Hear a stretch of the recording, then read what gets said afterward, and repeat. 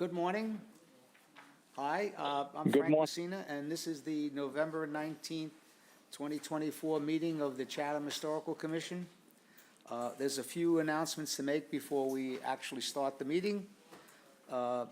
Please note, this meeting is being recorded and will be available shortly hereafter for scheduled and on-demand viewing on any smartphone or tablet device.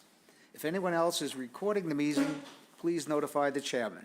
Anybody recording? Seeing none. To proceed, pursuant to Governor Healy's March 29, 2023 signing of Acts of 2023, extending certain provisions of the COVID-19 measures adopted during the state of emergency, suspending certain provisions of the open meeting law, General Law 3820, until March 31st, 2025, this meeting of the Chatham Historical Commission is being conducted in person and via remote participation. I've read this so many times, you think I have it memorized. Every effort will be made to ensure the public can adequately assess the proceedings as provided for in the order. A reminder that persons who would like to listen to this meeting while it is in progress may do so by calling the phone number 508-945-4410, conference ID 507-443-578, hashtag, or by joining the meeting online via Microsoft Teams through the link in the posted agenda. While this is a live broadcast simulcast on Chatham TV, despite our best efforts, we may not be able to provide for real-time access.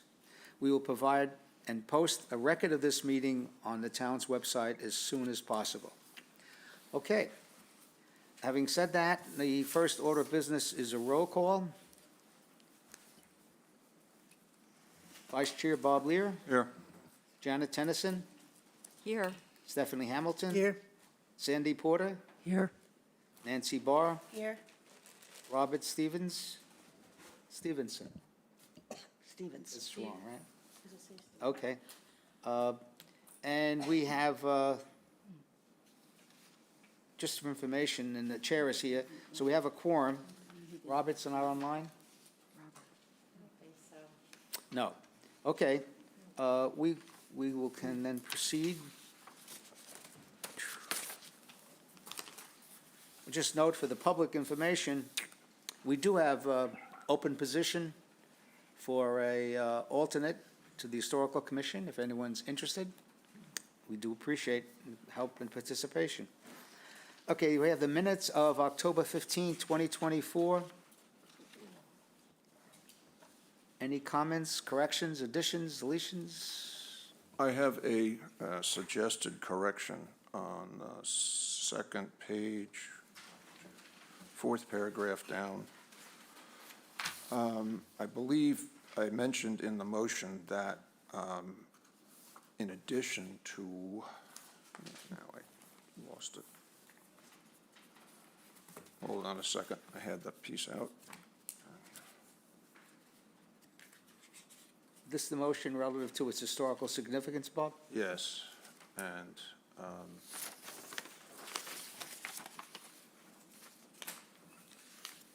mentioned that the items that are mentioned here, but also that building is, it's in conjunction with a group of other buildings or structures, similar buildings or structures.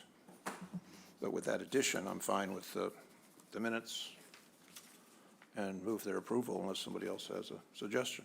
Do you have it, any? Okay. All right. No other changes? Get a motion to accept the amended minutes? Second. Thank you. I got a motion and second there. I guess Sandy, well, also, we had a tie. Okay, we'll do a quick roll call.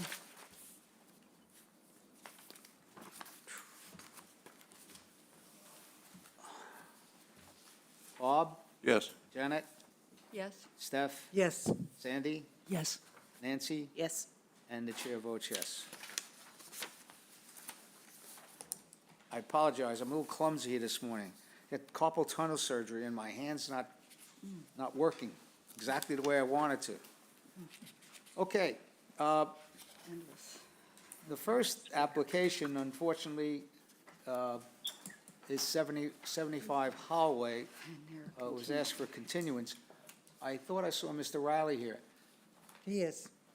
Bob, can you shed some light? What's going on? This is like, it's ongoing saga. Just to give us a little insight, do we pick a date when you're coming back? I thought we did. I'm sorry? I thought we did. Yeah, just to a January meeting, but I'm not sure specifically which date. Okay, well, the reason for the request for the continuance is Sarah Korjeff's comments. And so they want to take a look at the design again. Okay, fine. So it's January 7th? Bill, do you have a preference to the first or second meeting in January? I think I'd go with the second, since we need a redesign. Okay, so that will be January 21st, I believe. Okay, I just wanted, for the public to know when it's being adjourned to. I want the public to know also. All right, good. I love it. Thank you very much, Mr. Riley. Okay, can I have a motion to move for continuance to the January, was it 22nd? Also move. Thank you very much. Second? Okay, quick roll call. Bob, Yes. Janet, Yes. Stephanie, Yes. Sandy, Yes. Nancy, Yes. and the chair votes yes. Okay, thank you very much. By the way, in your packet, in addition to these,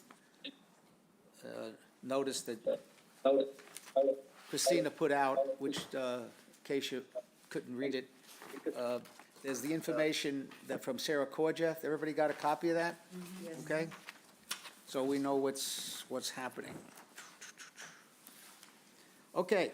I was going to bring 89 Water Street up forward, but I guess it doesn't matter, because I want to do Stetson Road, and that's, January 21st. that's, different agencies. So let's just stay with the agenda. All right, so application 24028, heard in accordance with chapter 158, 50 Stetson Road.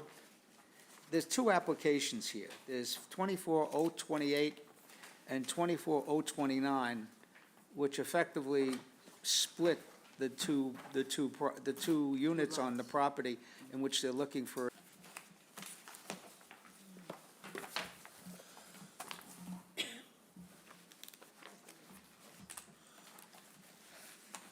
Just for public information, this is property which is not on the National Register, but there are Form Bs on that complete property.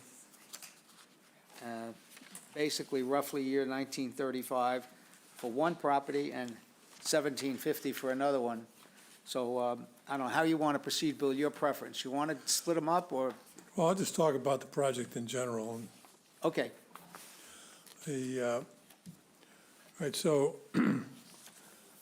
I think the building, which would be your principal concern, is what we call it, I guess we call it the main house, which was built sometime between 1750, I think, and 1785. The main section of that house is pretty much as it was constructed back then. They put an addition, a little kitchen in it, on the left-hand side as you look at the house. And then they put an addition off the back. We don't know when all of that was added, sometime probably in the 50s, and then expanded again in the 1980s. So they want to remove those additions, and they're going to construct a new addition on the back. The principal change to the main house is they want to do a dormer on the back side of the roof, so they will have access out to what's going to be a deck on an addition that they're going to put on the back side of the building. So if you look at the proposed plans, can you put those up, Christina? the site plan, or the, pardon me, the building schematics? Do you have those? You do? Good. Okay, so what they want to do is they want to replace the existing addition on the left-hand side with another addition that will be a bedroom. They want to add a connector between the main house and a proposed garage. Then if you look at the rear elevation, you see the chimney on the main house, and below that, or behind that, is the dormer they want to add, so that they'll have access out to this proposed deck, which is going to be on top of a first floor addition to the main house. There'll be usable space in the lower level as well. And then they're going to put in a further addition behind the proposed garage and connector. They will use dormers to provide space on the second floor. And then additional space on the first floor. But I think the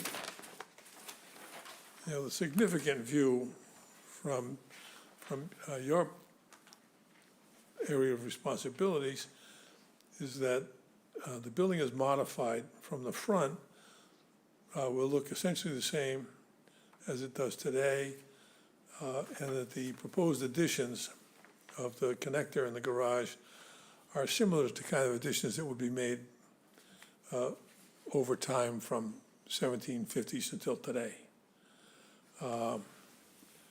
So we think that, that those changes really don't decrease the historical significance of the building. Do you have the site plan there, Christina? Yeah, we do. We have that. Well, when you look at the property today,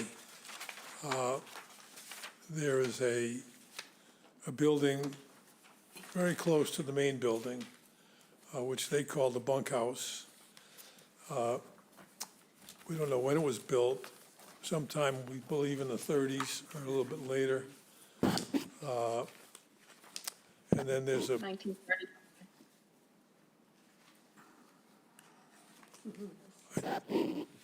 oh, that would be Susan Ledoux. Hello. It's not on the plan. Then there's a second building, which they call the barn, which is used as a bunkhouse. And they want to demolish that building entirely. And we think that building was also built in the 30s. Was that someone from your office on all of a Susan Ledoux, Oh, calling in from Vermont. Hello. okay, Susan, hello. Hi. I wonder why Bill was here. Yeah, Go ahead. they don't usually let me come to these alone. Here it is. I know. So, we believe the main building is historically significant, and we want to preserve it. Preservation of that building adds a substantial cost to the plans that the family has to continue using the property. So we think that the really important thing is maintaining that building, which I think they're doing very well. We think the subsidiary buildings, candidly, have no historical significance, and so we'd like to be able to remove those as a part of the overall project. So I don't know if Susan wants to add anything to that, but that's, Thanks, Bill. I don't know if you mentioned that the historic core of the building is being relocated because the property was divided into 2 lots back in May. So once the non-historic later additions are removed, it will be relocated onto its new lot. So I didn't know if you had mentioned that. And then the only other thing I would add is that the proposed renovation or alteration or addition work, which was in the project narrative, will replicate the following that are on the existing building with the new additions: the 9/6 sash windows, the corner boards, the wide entablature, the deep molded eaves, and then the center chimney. And as Bill said, we just feel that the additions will complement the existing historical features of the building, and anything that's being proposed for demolition is of not historical significant value or architectural value in our opinions. I think that's all I would add. Thank you. Thank you, Susan. Okay. You know, you folks keep saying the non-historic, the non-historic. I didn't say, You know, nobody said non-historic. You say- We said we don't think they have historical Yeah, significance. no, the term non-historic was used. You know, you've got a good portion of this Used by building. who? A building which is built in the 30s. Yeah. And, you know, and in pretty good shape. So that's my personal element here. But we'll proceed, but, yeah, you're attempting to preserve the original 1750 portion of the structure, but it kind of gets lost in this development. So that's my general view, just from 50,000 feet looking down on it. Well, why don't you stand 100 feet in front of it and look at it that way? Because Well, that way, if I get too close to it, I'm really going to say no, but I don't want to. Well, So that's, why you know. why don't we just see where the rest of the commission is coming from? We'll start down here. Stephanie, got any thoughts? Pass for now. Say again? I'll pass for now. Janet? The structure's obviously historic, that it's built in 1750. What else do you want to know? No, just your thoughts on the development, if anything. Sandy? I'd like to hear some more. Relative to the details? Yes, please. Okay. More details. I have some questions. So for the 1750 core that you're talking about moving, you're not just talking about picking up and moving it and keeping it all intact. It looks like you're removing and rebuilding the chimney. And at the back in particular, a lot of the roof and the majority of the back wall, the original historic structure, which is what our job is to retain as much of as possible, the original oldest part of the historic structure, I'll say, that I just want to ask you a little bit more about what you are taking off of the original 1750 to 1770 structure in terms of original materials that you're replacing. Would you like me to answer that? Yes, for you? Susan? I see. There's Karen. Karen. Karen is here. Yes. This is Karen. So if you go back I'm to the sorry, existing. I'm sorry, who's speaking? Karen Kempton. Okay, why don't you just Karen introduce yourself, Karen? This is Karen Kempton, architect of this project. Thank you. If we can go back to what you have shown there. So the existing main house, if you look at the lower right-hand corner of the rear elevation, and I believe you went inside at the site visit. Did you go inside the house? Yes. Okay. So there's an existing large wall opening into that addition that was done later. So we're keeping that wall opening, not adding any more opening onto the first floor walls at all going around the house. In other words, the front elevation of the main house remains the same. The left elevation, when you were inside, there were two doorways that went into that main room. Those doorways are going to remain, so we're not taking any more of the existing wall out. That's shown on the left elevation. Okay. You can see two doorways are going to remain, and they will be the link to the new addition. So again, we're not removing any of the wall on that side of the house. Okay. On the other side of the house, on the right addition, I don't know if you recall, but there was a bay window put in, and they use that area as the dining room. So we're taking that bay window out. That's that big green box on the right elevation.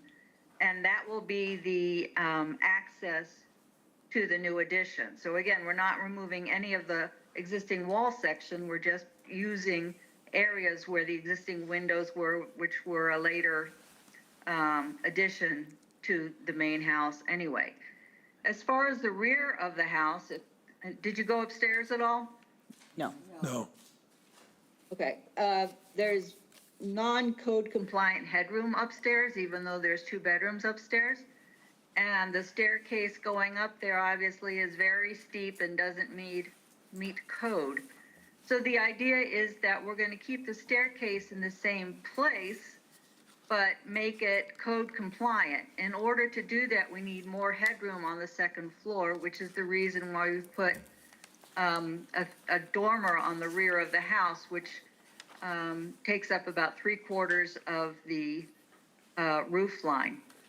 The existing rafters will remain. We will build over the rafters for the new dormer. But again, that was something, have we done in the past? It's done historically to allow families to expand on the second floor of Capes. Was, historically they would add dormers, shed dormers to the house. And this is on the rear of the house as well.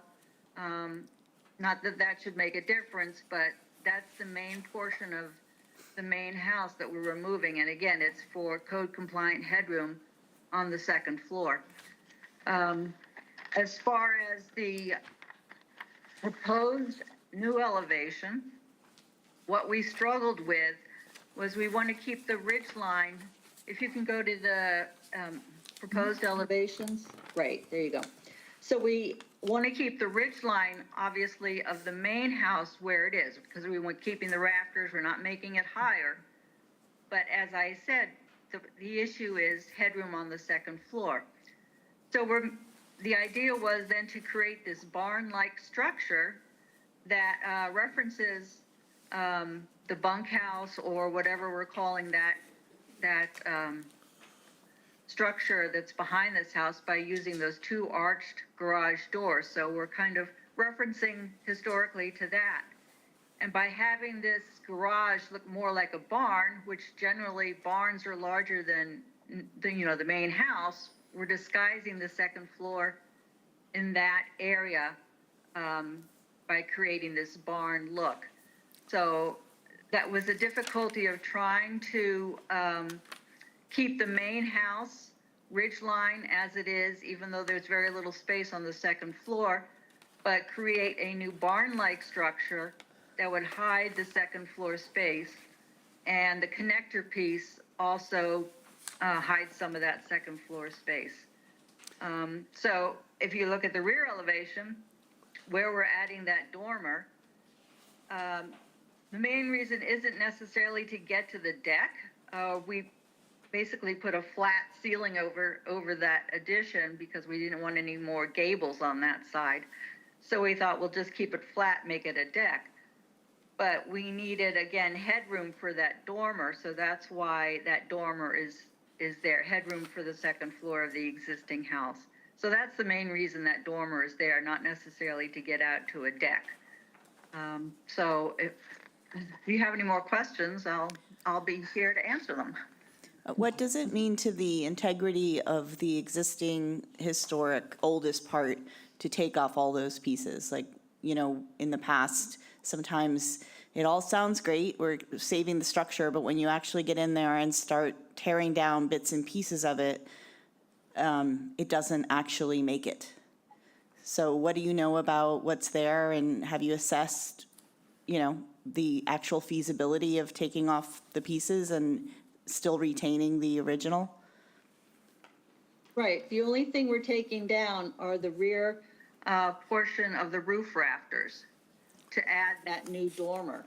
And the new dormer will be built over the existing rafters that we're going to head off. So that's what you see if you look, the ridge line is there, and then you've got about 3 feet of actual existing rafters that are going to remain.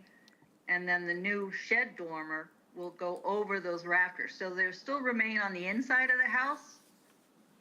They'll just be cut at head height. So again, that's the only part of the existing house we're removing, because all the other openings in the walls on the left, right, rear are going to be reused as the access to the new additions. We're not removing any more of the walls on this project. And the chimney? Right, the chimney is right in the center of the second floor. You have to kind of walk around it. In the past, we've been able to take the chimney down and recreate it with a faux chimney so that it looks exactly like the one that is there. Okay, so basically, and I guess this is more of a judgment than a question, but I'll say it. There seems to be a lot of extra space being added to this house, and yet we're kind of decimating the upper story of the original, very intact, 18th century structure to make space, to make living space that meets modern codes, and yet you're adding a whole bunch of other living space. So I don't know if that's a question, but it seems like there's a lot of changes that are being imposed that perhaps could have been accommodated in other living space. That's the end of my comments at the moment. Well, it's just to add what you're saying, Nancy, or Susan, any thought for just saving the house and not taking it apart the way you're taking it apart? I want to move it elsewhere on the property and try to maintain, a 1750 home? I mean, I guess the point is that when I look at it, it's gone. It's really gone. It's completely encapsulated. I mean, I know you made a good attempt to try and save it. I find it very hard to feel that we can say that this historic structure, which I think we're going to determine is historically significant, and we're saying your changes do not affect the historical significance of the property. I mean, it's an oxymoron. It's just not, it's not there. Oh, can I respond to that? Yeah, sure. The family wants to have usable space on the second floor. Yeah, So that's why they're making the changes on the backside of the building. yeah. And with all due respect to Nancy's comments, I would say 90% of the original structure is going to remain. I don't know So, about that, but it's a good number. so, so what they're trying to do is create space that's suitable for their family. The look of the property, as seen from the street, the main building doesn't change. And so, and none of the interior on the first floor changes. So the essence of the building is still there. And I appreciate Nancy's comment, well, why don't you put the space somewhere else? Well, they want to have the whole building usable. And and as we've talked about before, changes that could have been made, that were traditionally made to historic homes over time, one of those is a dormer. So we're putting a dormer on the backside of the building. So I think that it's unfair to characterize it as that the historic significance is being destroyed. If I could just say, I think from my perspective, one of the things is the difference in massing of the additions and other structures in comparison with the oldest core. And in the existing house, the oldest core is the predominant structure in terms of height, and everything goes off in a very traditional, adding smaller structures backwards and to the sides. And in the new way of doing it, although you are adding additions, and those things are something that happens over time. The massing of those additions and of the overall structure is such that it's very different than the actual historic way that the house itself developed. The oldest part of the structure is now in the back. It has a very big dormer, like it's a clip, in the back, it's a clip. You could not tell where unless we had the red marks, you could not tell from the back of that drawing where the old structure is. From the front, it can be identified, but it's also overwhelmed by an addition, an L, like a connecting addition that's taller than it, and then another connecting addition that's a barn. I hear you about them trying to be, barn and reflect things. I'm just saying massing is important, and when you do changes to do them sensitively, that's really something that should be taken into account. Well, Let me, before you respond, Bill, Susan, can I ask her a question? I'm looking at the drawing, and I assume you can see it too. It says front elevation. Yeah, I think you probably want Karen to address this. Okay, and then. Frank. And then I look below, and it says rear elevation. Is that supposed to be the back side of the front elevation? Yes. Correct. It looks like it's going down a hill with the two Do you see where the chimney is? to the Say right. again? Do you see where the chimney is? The right, The chimney? On the rear elevation? yeah, the The chimney. deck right one. in the chimney. the right, nope, the other chimney. That is the historic structure. That chimney, that's the ridge. That's the same ridge right there. Yes. Unchanged. Correct.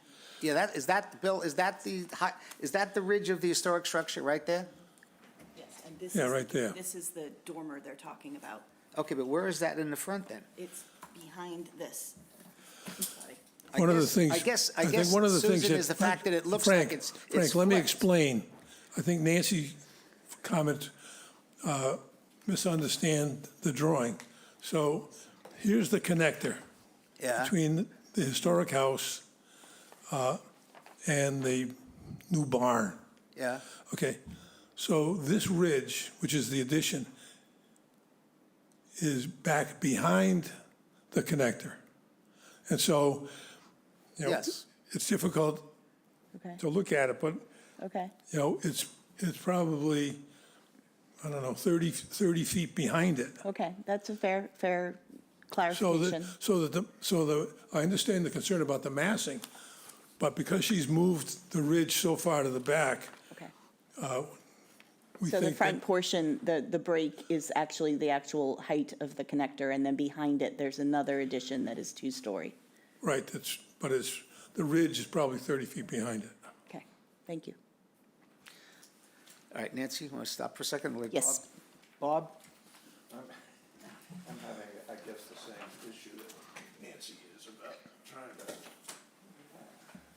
compare an elevation, which are always, sorry. I'm having the similar observation to Nancy, because I'm having difficulty comparing the elevations, which Yeah. don't give you that depth that we were just talking about.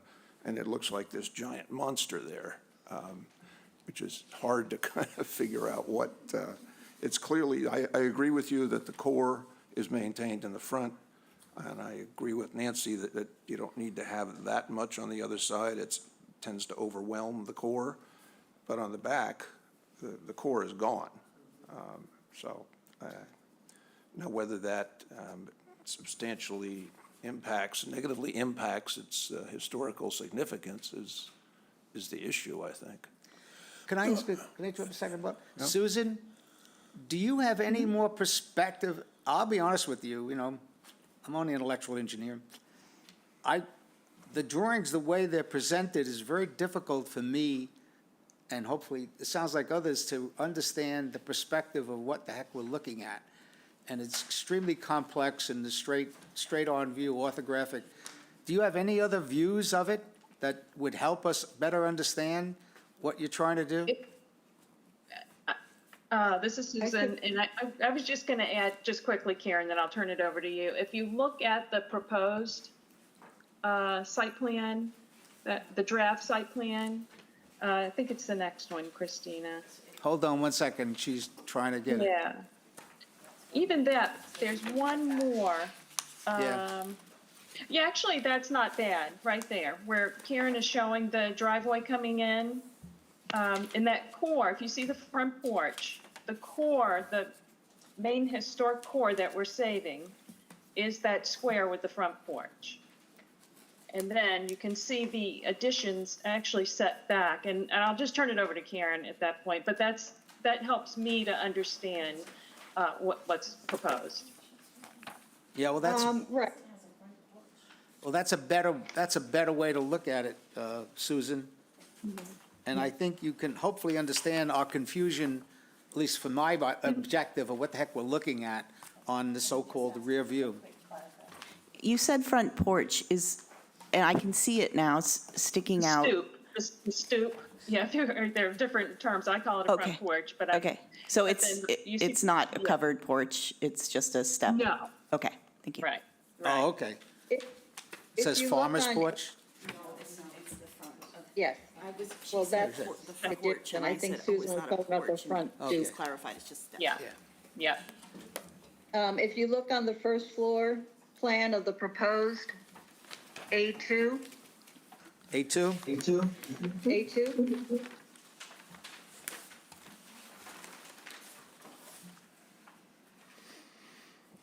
Yeah.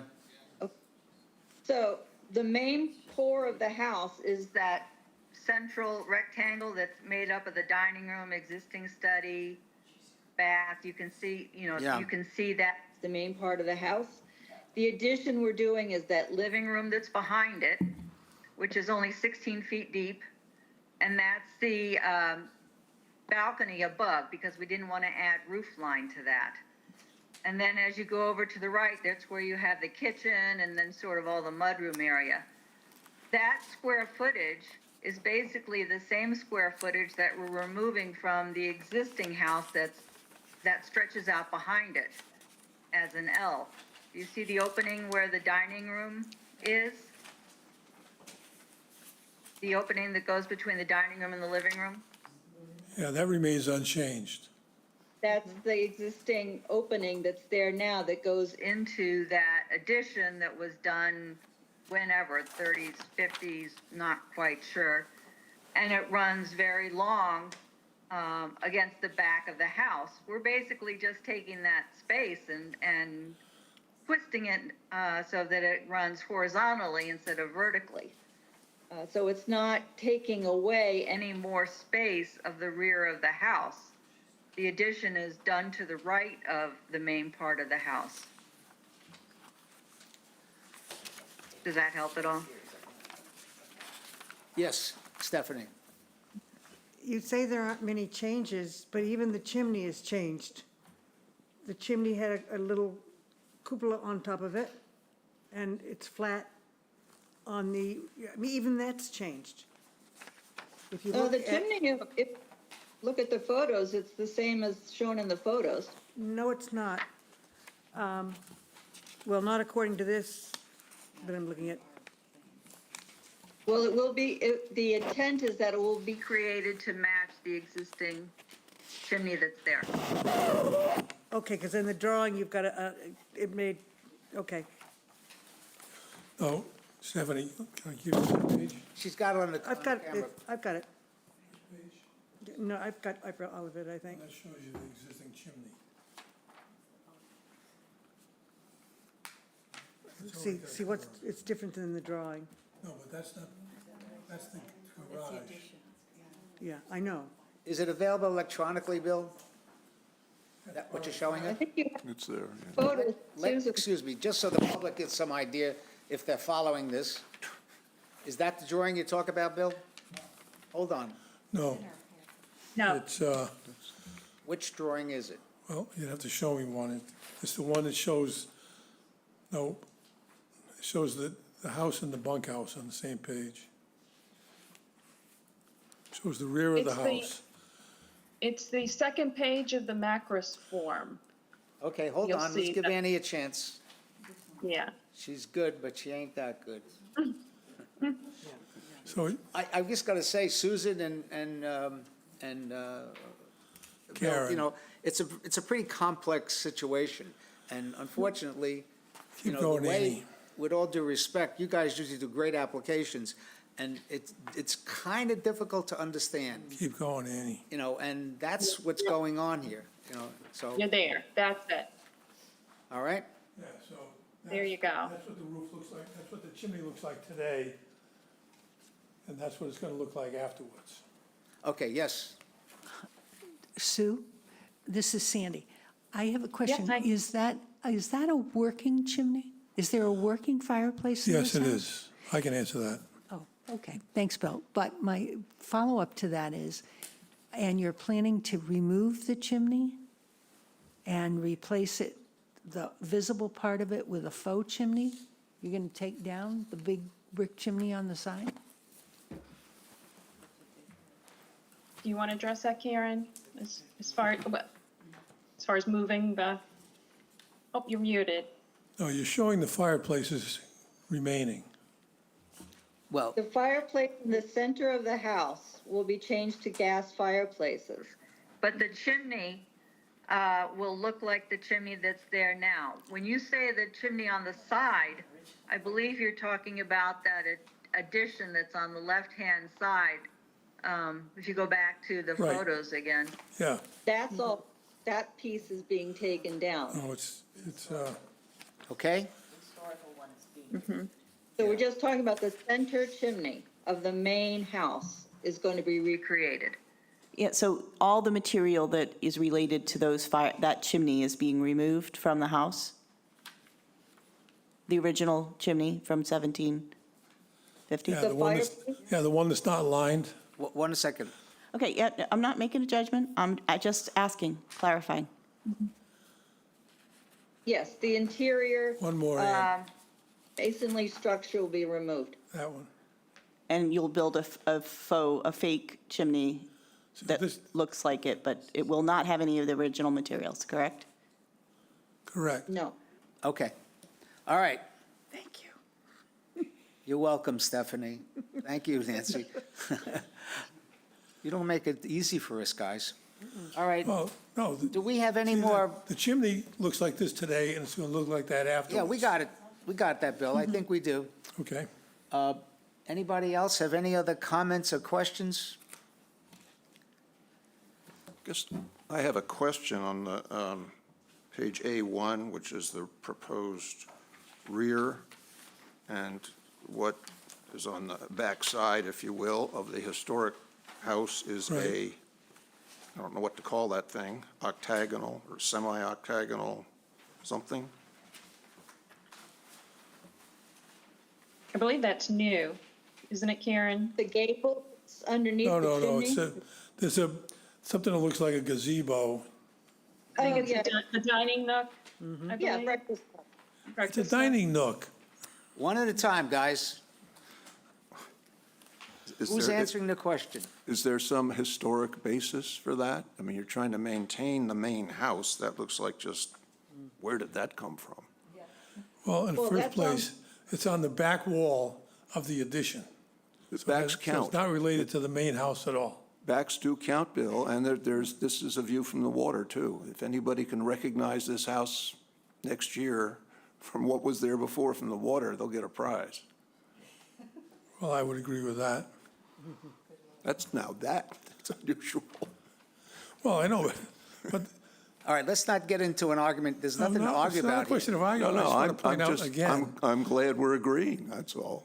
you know, the building, the parts that were added or created in the 1750s are going to remain with the exception of a portion of the back roof. Yes, And the that's true. chimney. That's true, Bill, but I Okay, think so- the issue here is that the so-called, let me put it another way. Yes, you're attempting to keep the core, the so-called core of the building, the historic 1750 building. The other potentially historic elements, which you keep referring to non-historic. I from don't, the I 30 haven't said that tonight. Let me finish and don't interrupt me. Don't say I Thank you said very that. much. I Can say you they're, just you not say they're not interrupt me? historically Can you not significant. interrupt me, Mr. No, Riley? you Thank stop- you very much. you Mr. stop, Miss- Riley, no, could you you stop stop, Miss- talking? No, Could you stop talking, Mr. Riley, or else No, I I'm going won't to end the stop talking meeting? because you keep Mr. saying I Riley, said something and you're incorrect. Can you stop interrupting me? Sure. I know it's difficult for you sometime, but try it.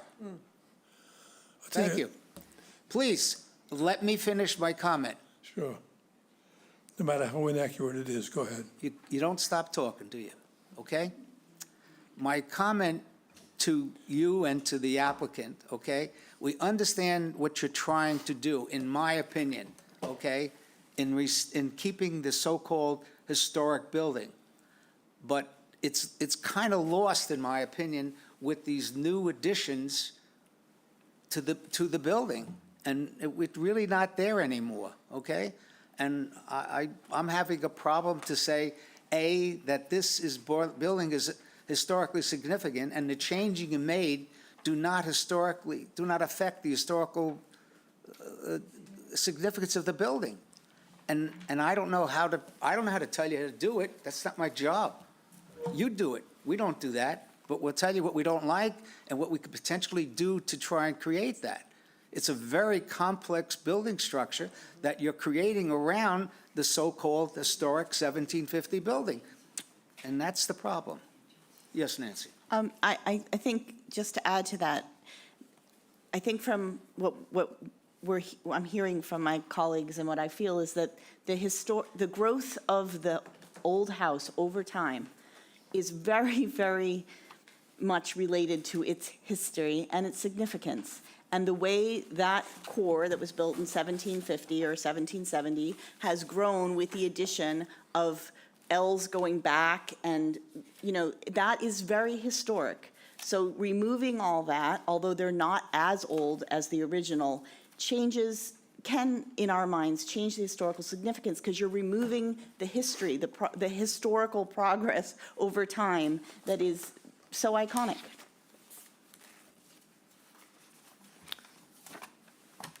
Okay. Anything else you folks want to add? I just have one Mr. thing. Riley? Yes. If the plans were different and you had the before and after on the same page, maybe this confusion wouldn't be as much. Yeah, I would like to appreciate that. suggest that Nancy, Susan and, Karen? Karen? right. And while I'm having a senior moment here with our lovely architect, do you think you could potentially give us a better view of it? I mean, I know it's a very complex, I'm not sure where you are with your building plan, so to speak. This is just sketches and concepts. But do you think you can give us another shot in terms of explaining why you want us to proceed to allow this to be demolished?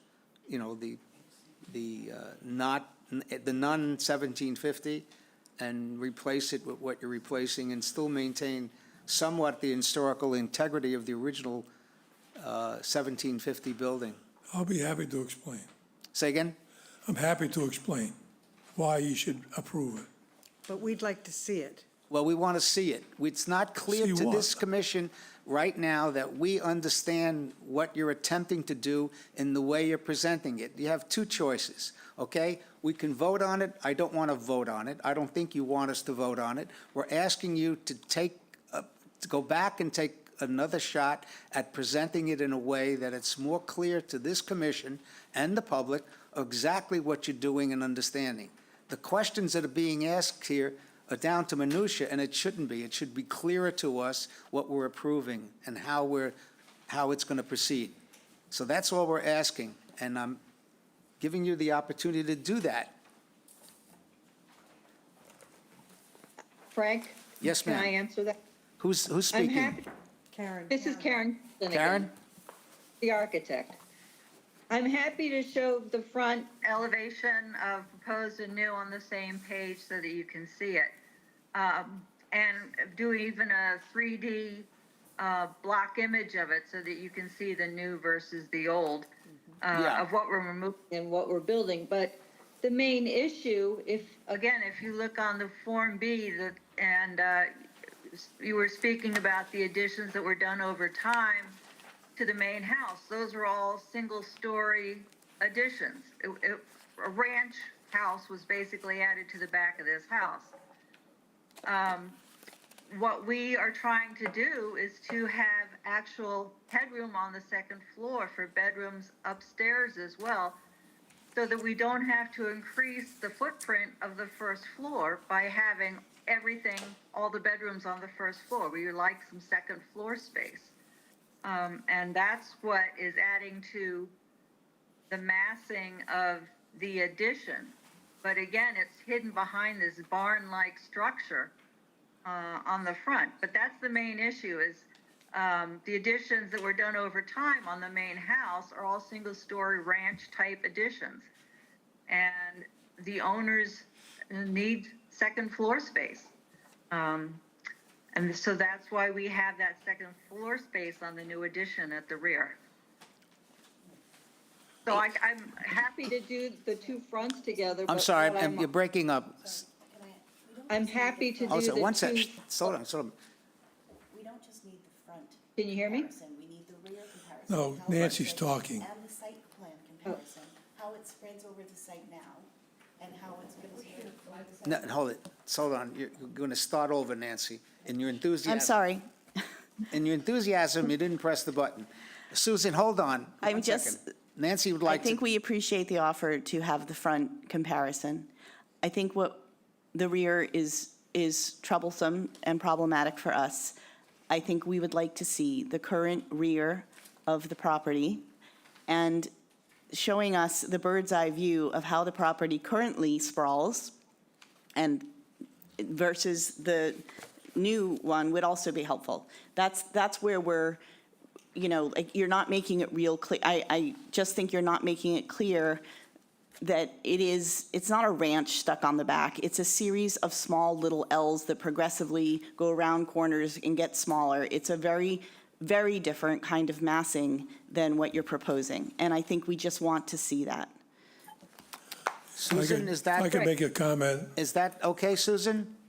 No, It's Karen again, but yes, as I said, I can do that, but the time and expense to do the comparisons, I'm not hearing necessarily that that's still going to be approvable by the board, even though I'm going to compare them before and after. It's kind of sounding like that you want the additions at the rear to look like the ones that are there now, which are all one story. I don't, well, that's one person's opinion. I just think you've got to make the board more comfortable, from my perspective.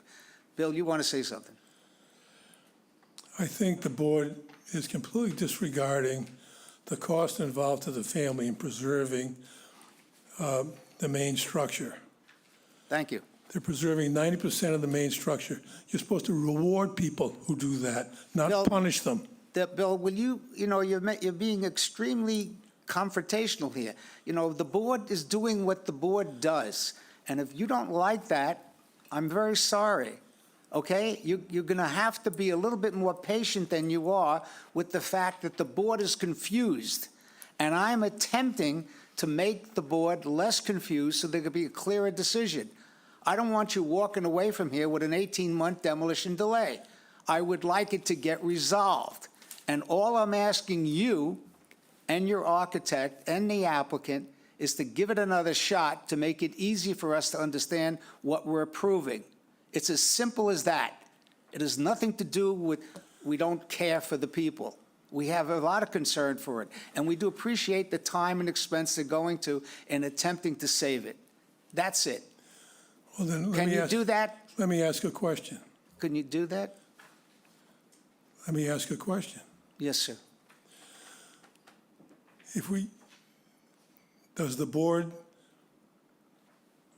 we know how Nancy feels, does the board expect the additions on the rear to be single story? Good try. Bill, we're not going to tell you how we're going to decide.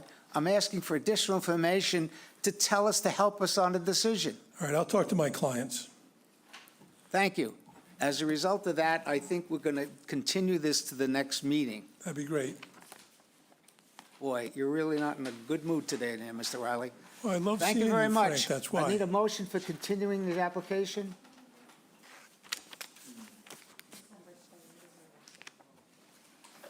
I move the Chatham Historical Commission continue this matter to December 3rd with the acquiescence of the applicant. Second. Thank you very much, and I lost my pen in this confusion. Oh, Okay, Karen has a question. I won't be able to have the revised plans by December 2nd. I'm leaving tomorrow for 10 days, so. okay, we can give another date. Hold on. It'd be helpful if the architect were here, too. What's the other date? If I can modify my motion to December 17th, is that acceptable? Is that okay, Susan? Yes, this is Karen. It's acceptable. Okay, Second. second on motion. We'll do a quick roll call. You got an extra pen? Bob, Yes. Janet, Yes. Stephanie, Yes, Sandy, Yes. Nancy, Yes. and the chair votes yes. Thank you very much. Susan, can I ask you a question? Okay. Did you always have the title regulatory specialist? I've had that title for about 10 years. I've been with the company 25 years as of last Friday. Oh. And I was the manager of research and development before then. It's the first time I actually saw it or really looked at it. Thank you very much. Enjoy your vacation. Okay, let's move on.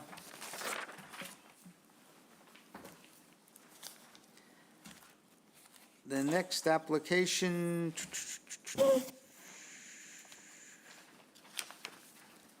is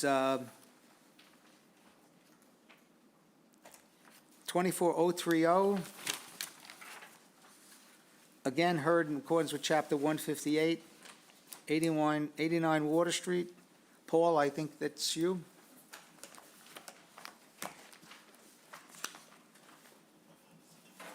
This is a rather straightforward application, and unlike the previous one.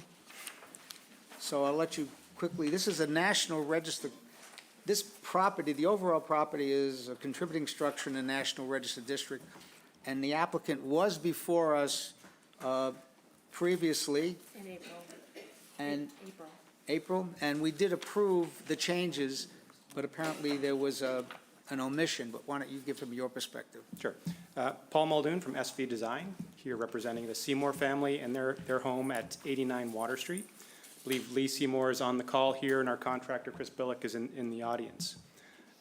There's Lee. Back in April, we talked about an addition to the main structure, which was approved, and we appreciate that opportunity to present that project to you. And within that application on our site plan, we did call for the shed to be removed. It wasn't discussed specifically, it didn't make it to the meeting notes, and it was flagged during our building permit application for the addition. Okay, and so in some ways, it's an administrative change if we agree that, you know, the building, to allow them to demolish this shed.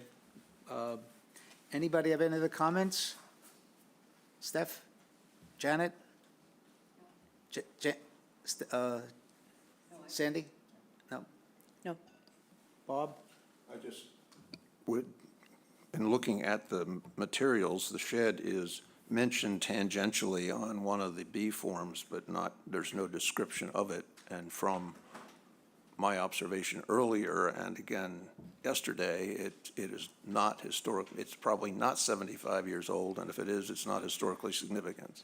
It shows up on the 1991 Form B, and from our evidence, looking underneath, we're seeing some PT lumber, we're seeing plywood in the sheathing, we're seeing replaced studs, so it's at the very Okay. least been rebuilt. All right, unfortunately, we need a series of motions. I guess reaffirming the historical significance is Not appropriate. Not of the shed. Yeah. My, So I think the motion would be that it's not historical, the said is not historically significant. right. Could you make that motion, Bob? Yes, I move the Chatham Historical Commission finds the shed located at 89 Water Street is not historically significant because it does not meet any of the definitional criteria in section 158-2 A, B, or C of the bylaw. Therefore, the commission does not impose a demolition delay. Okay. Second. Janet, thank you very much. Any other comments from the public? Okay. Bob, Yes.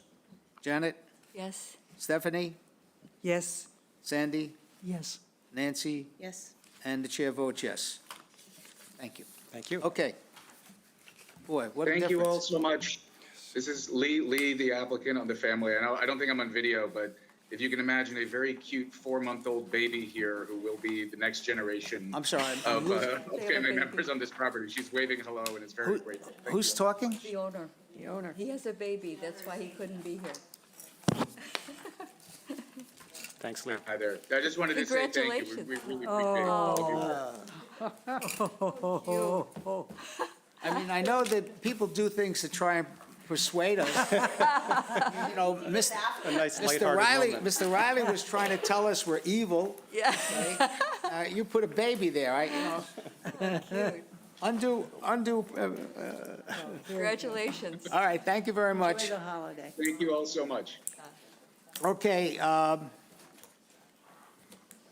got my stuff flustered there with Mr. Riley. I guess the one thing we didn't do yet, or now we're about to do, is 24031, 38 Sandy Shores. Sandy Shoes. Okay, this application is to be heard again with Chapter 158.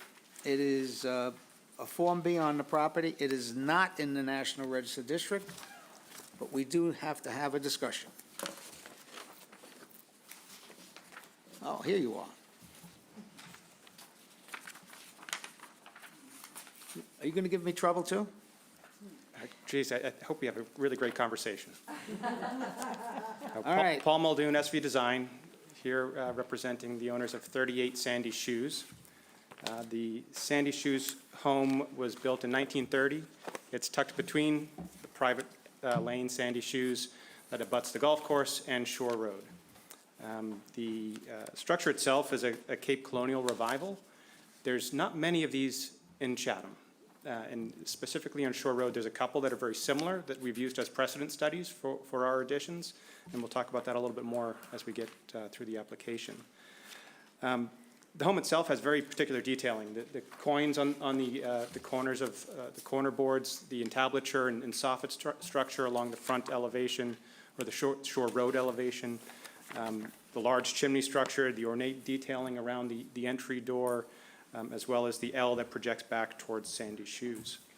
The existing materials are comprised of a CMU block foundation where there is a foundation. There's a few areas where there's a concrete slab and nothing underneath it. The existing siding is an oversized cedar shingle shake. We've got painted trim. We've got an asphalt roof that hides a cedar roof underneath it. And the existing windows are comprised of a lot of 12/12s, 8/8s, 12/8s, mostly double hungs. There's a couple of casement windows on the Sandy Shoes side.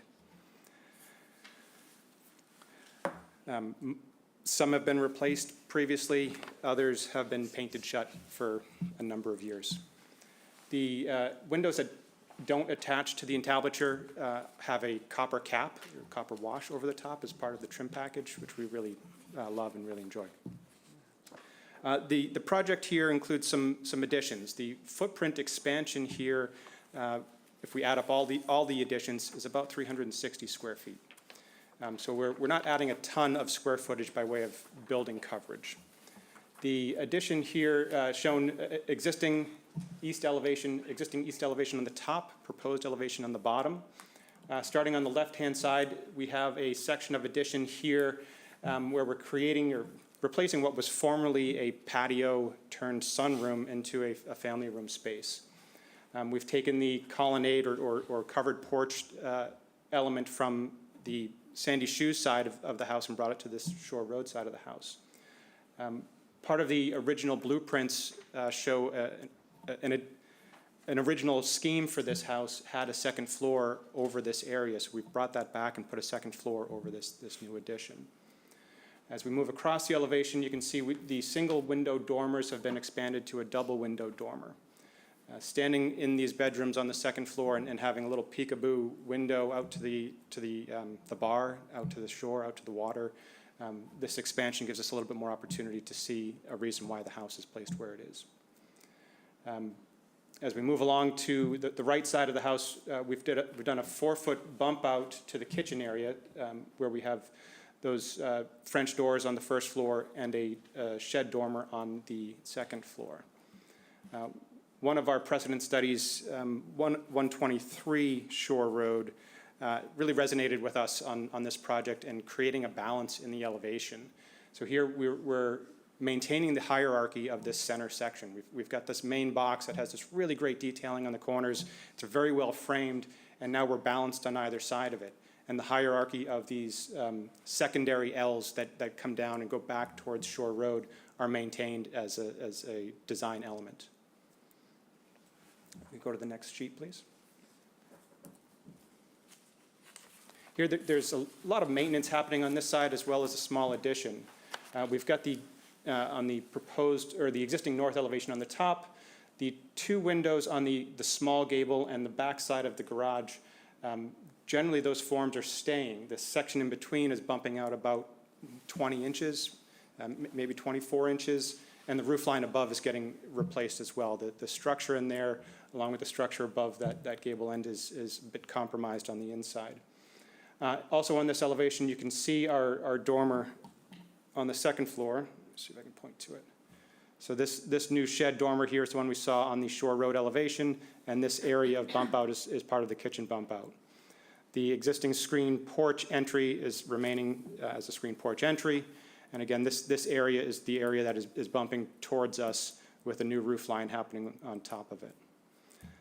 The existing garage does not have a foundation under it, and this is why it's scheduled to be generally rebuilt, but placed back in a very similar form. We're going to transition that garage space into finished space.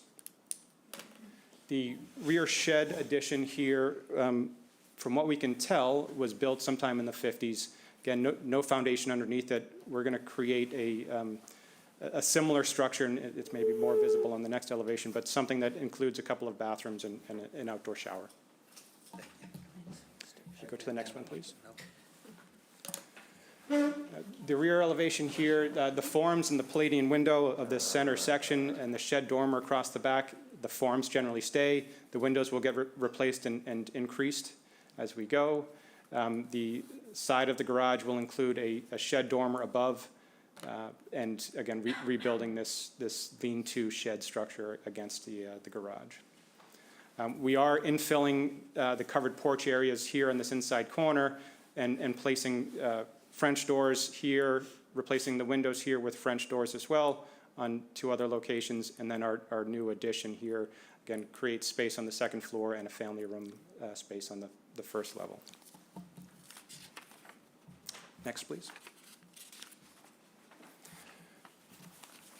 So here again, the construction ambiguities in the existing here are generally the reason why we're replacing the roof lines.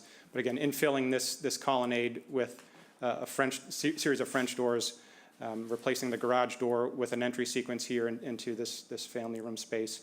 And then our addition here is replacing the former patio / sunroom and creating a second floor area. The doors on both the Shore Road side and Sandy Shoe side are meant to be a play in indoor-outdoor opportunities. If we can go to the original blueprints. So here's an original site plan from what we expect is 1930 or maybe just before. And you can see the parking loop that comes in from Sandy Shoes. And so that area, we're going to decommission the parking loop to create an open area for family play. There's quite a number of grandkids that will be visiting this home over the course of many seasons, and it's a prime opportunity to be inside this L and have this outdoor space that's protected and private. And it's play areas, it's wiffle ball games, it's all those things for family activities, including outdoor dining. And then the opportunity to bring in on the Shore Road side, you can see we've got these very defined garden terraces. This is an opportunity to bring this back to the classic Cape House, and having these terraces, bluestone patios with some beautiful plantings around, and the opportunity to go in and out here, and in and out in this front entry, and in and out in this kitchen area. So these are the things we're going to bring back into our landscape design to encourage this indoor-outdoor opportunity.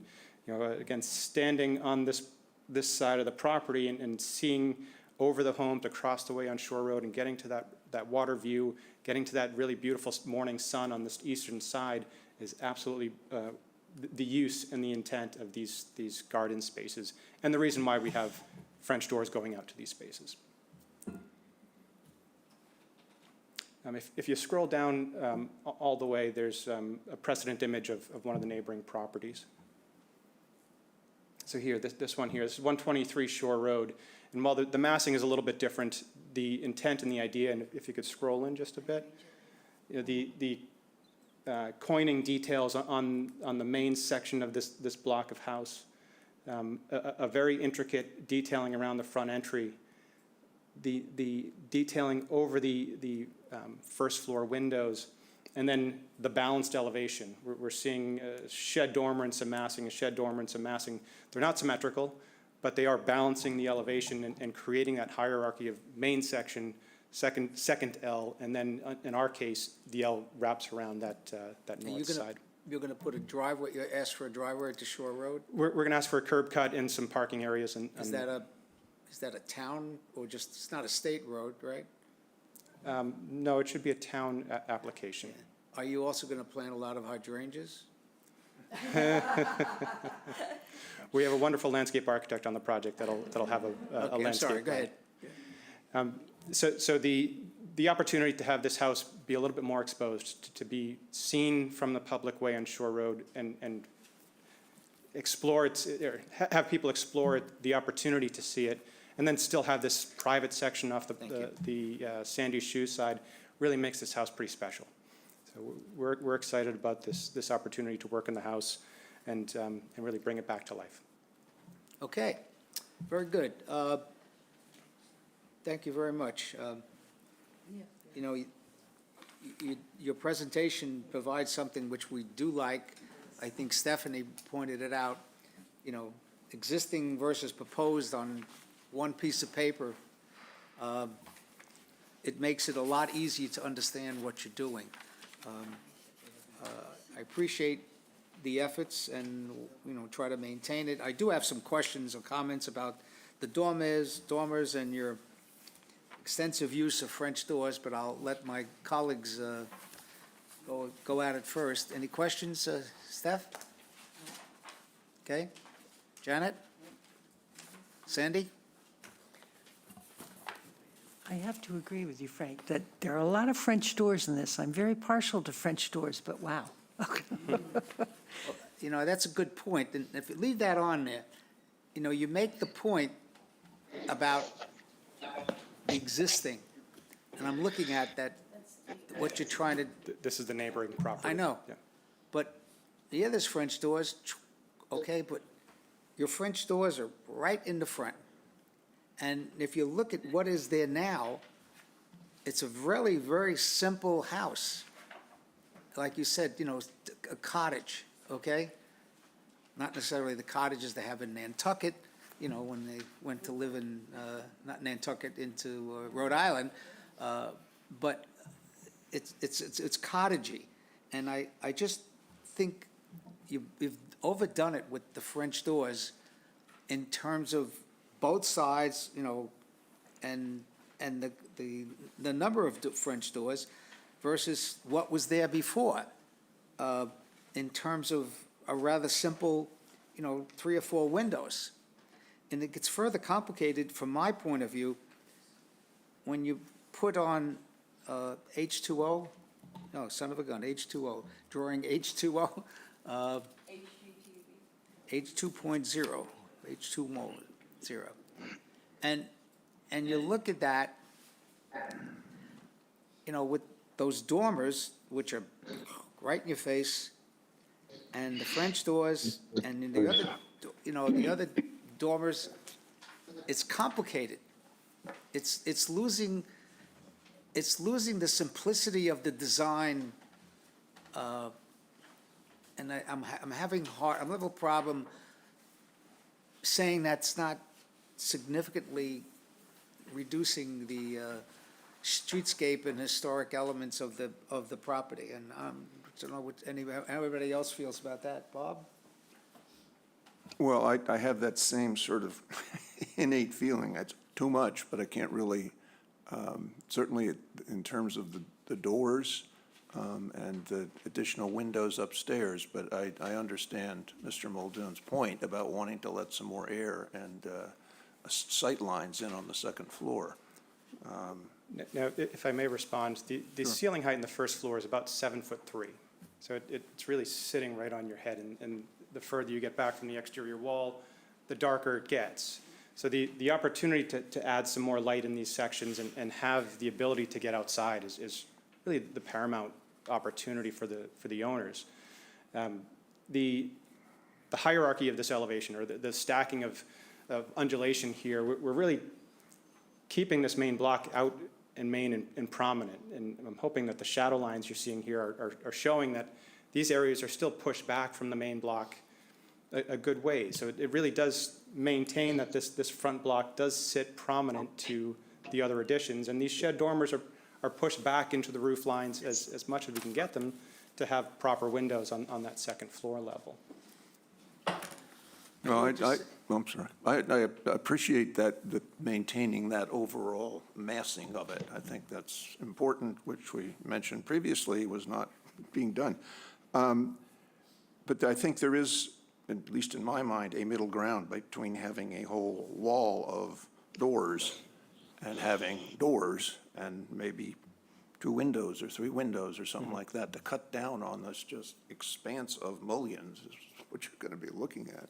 Yeah, it's just. So that's my feeling, and I'm not sure whether, as Frank referred to, that what you're proposing would materially diminish the historical significance of the building. So. I'm really having a problem with the 3 sets, you know, six French doors, and, you know, put a light bulb in, you know, light. You know, what are we talking about? You're making a studio, but. You know, There's a difference between a light bulb and I know, the but- sun coming in, for sure. But it's not, I don't think it's taking in the aesthetics of the original historic building. I'm not saying you can't do something, but I'm having it. Other people. Nancy? I think you've reflected, you know, kind of that thought about the expansive windows. I understand, you know, being in the house, it probably is going to be more pleasant. And I think you've said, the one thing I was going to say, was to reiterate or to reconfirm what you said during the site inspection, which is that so many of those nice architectural detailing, the coin, the lovely chimney, there's some lovely architectural detail that you Absolutely. will be endeavoring to save the original. And- As much as we possibly can, Right. and knowing that it's all encased in lead. Generally, the wood structure in that case stays Yeah. pretty healthy, but there are some punky spots and some rot that if you know, the bottom block of this coin is rotted, we'll replace it exactly as Okay. is. But the area, most specifically around that roof line, Yeah. the copper caps over the windows, all of this detailing is meant to remain. Okay, and so when I would say that the other thing that kind of strikes me, and I'm not an architect or really, you know, enough of, anyways, on the rear side, where you are removing the porch entry and putting in more doors, I just feel like those arches, and I see that you have tried to kind of incorporate them, like that visual to me is part of the overall design sense of the original house. And I guess I just wonder if that could somehow be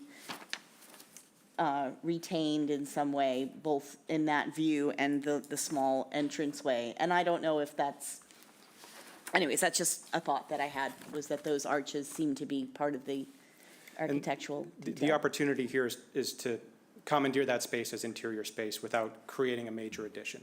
Yeah. So we're trying to expand the throat of that L to be within the scale that it is now and still feel part of the whole. Yeah.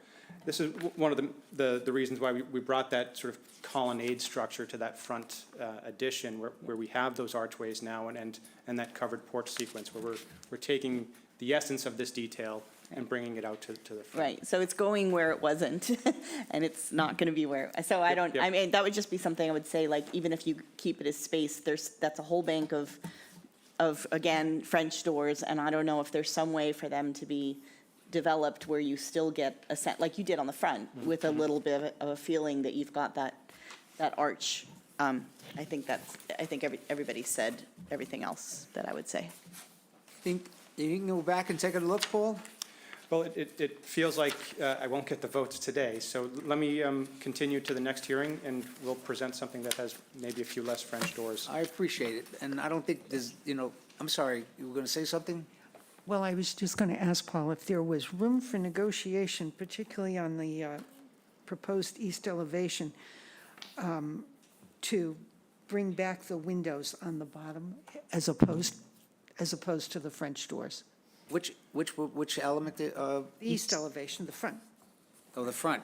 the French, Oh, the east elevation, yeah, okay. You're saying no French doors? well, Hold on one second. Let's let Annie pull it up. It's H20? I'm just asking if there's room for negotiation on those. Yeah, I think we're all kind of saying the same thing. Sure. And I think it might Thank be you. useful if you could ask, take another look at it. We'll take another look at it. Our owner is passionate about this house and has been very passionate about the changes we've presented to him Yeah, well, then, so far. I appreciate the time, the effort, and the money of doing all of this, and, Yep. and understand, I only have one grandson, not 12, and are they all at the same age, or they all come at the same time? There's a range. There's a good range. Okay, good.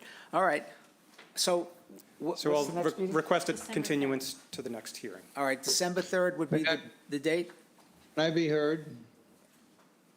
Was somebody speaking? Hello? Yes, I am. I'm the next door neighbor. Oh, okay. All right, sure, we're going to continue it, but go ahead. Can you introduce yourself, sir? My name is Thomas Goodwin. I'm here with my wife, Judith Goodwin, and we live at 369 Shore Road, which is just north. We're the next door neighbor to the north.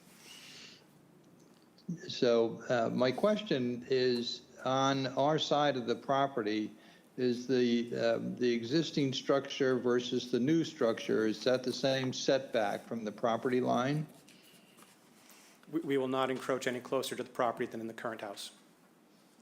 Okay. That's really it, and so far, I think everything is, it looks fine to us, let's put it that way, looks fine to us. We were very close to the previous owner, quite close to her. Her folks actually built our house, and then this house became available, and they moved next door. So that's just, a little background. But anyway, no, I think everything the architect's done looks fine. The setback's the same, it's fine with us. All looks good. Very good. Do you have to go to zoning? Yes. We have a lot that's less than required in the zone that it's in. Yeah. So we're not creating any new nonconformities other than a small lot. Sir, so just for your information relative to this setback, it's outside our jurisdiction, but if he's going to zoning, a suggestion that's when you want to make your comments known to the town in terms of how it's approved. Thank you very much. Appreciate it. Thank you. Okay, so we have we need a motion to continue this to December 3rd? Paul, is December 3rd okay? Oh, yeah, right, sorry about that. Thank you, Bob.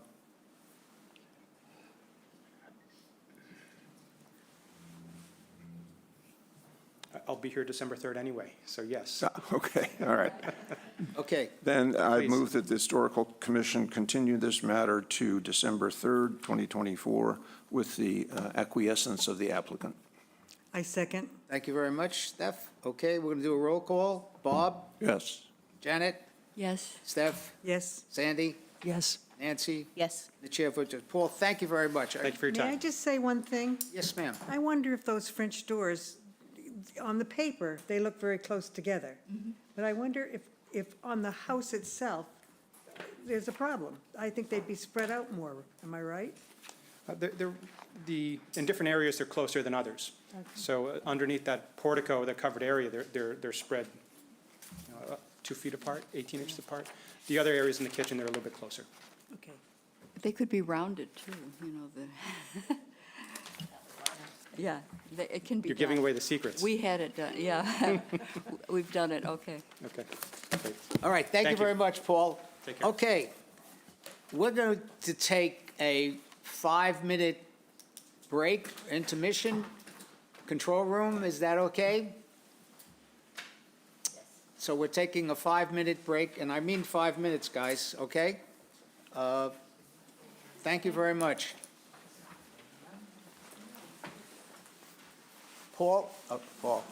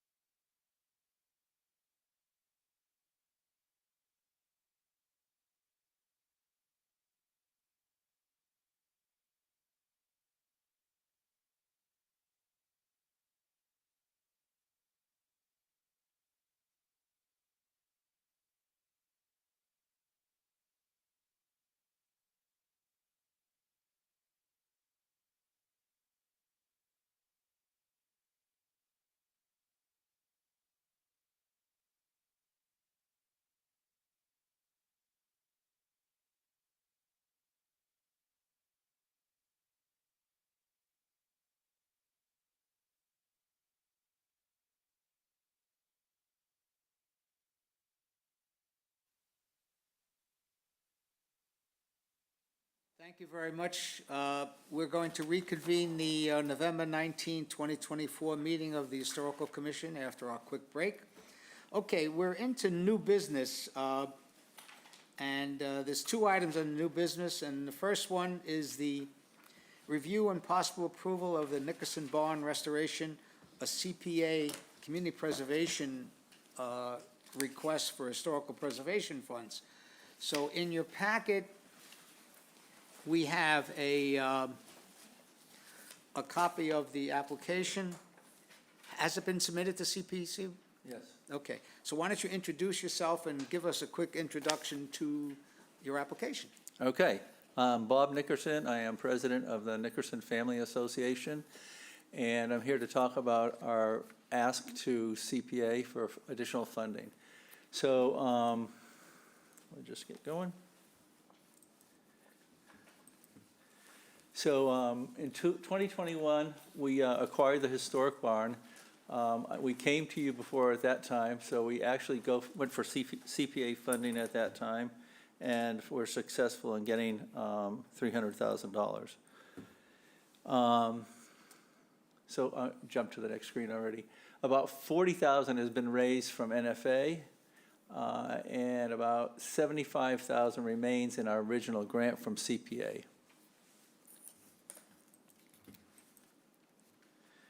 So what were our objectives? I mean, first, it's being restored and reconstructed on an NFA site, and it will be used for host gatherings and meetings and educational programs.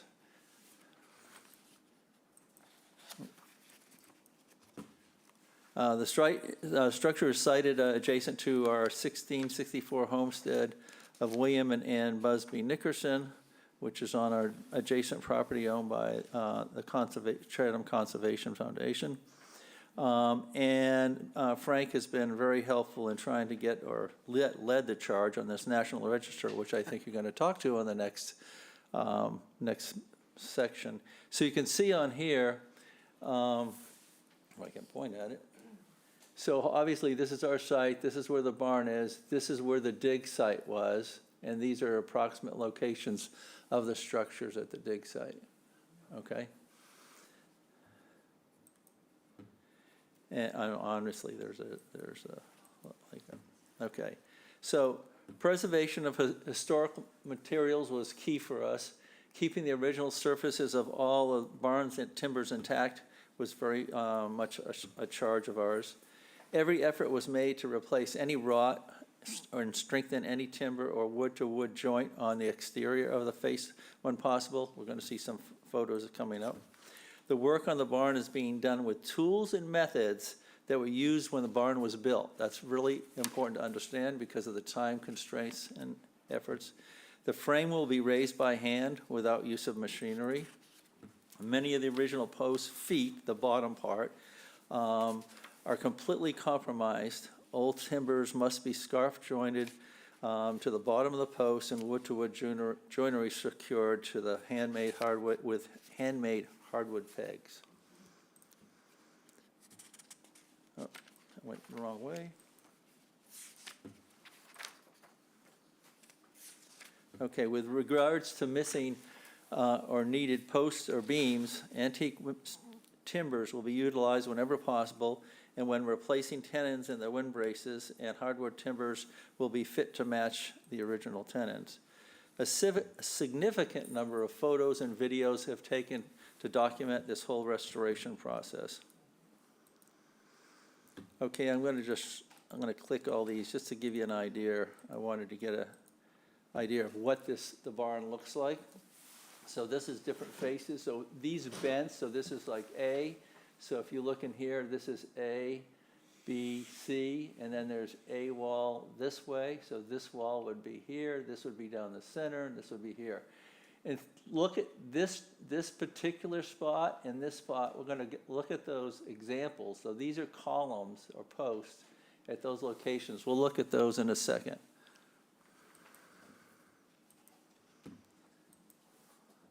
And then these are interior bents, so that's this way, okay? And this is when we took the barn apart. So you can see all that.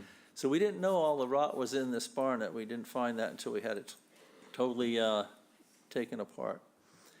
So what are the milestones? We took it apart in 2021 and 2022. We did dendrochronology on the structure, which means we actually tried to get the age of the pieces. And we thought at the time that this was a 1700s barn. It's not. It's a later barn. But it's not just a barn. It's a barn with multiple pieces from barns. What's that we did? A barn started to fail, they would take out sections, they'd take them from another barn that was failing and put them in. You're going to see some of those photos in a second.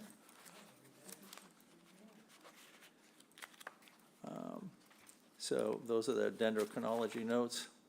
The site plan was approved by Chatham Conservation in 1/17 and approved by Planning Board on 1/30 of 2023. We installed some silt fencing to be able to put the foundation in. The site work with the foundation was in 4/5/23. The foundation is 4/23. Just sort of see all these steps that we went through. And you probably had that. Now this is quite interesting. We're going to see some pictures of that. And I'm going to show you some videos. I'm going to kind of fast forward through them because I don't think you want to spend all that time. But two 22-foot beams, two 16 14-footers, 4 4-footers, 4 12-footers, all were made and cut by hand from trees, okay, to replace the material. We're going to install pressure-treated sills, 8x8 PT, so pressure-treated for the sills. And then we built a deck. On top of the deck, we're going to actually put the barn sills that hold the whole barn together up. Why are we doing this? It actually raises the interior of the barn about 10 inches, so you can actually walk under the original rafters. So it's still functional, but still the same size. So we need additional funding. We're asking for $275,000. We're estimating an additional $300,000. So we're looking for, obviously, we're going to look for additional sources.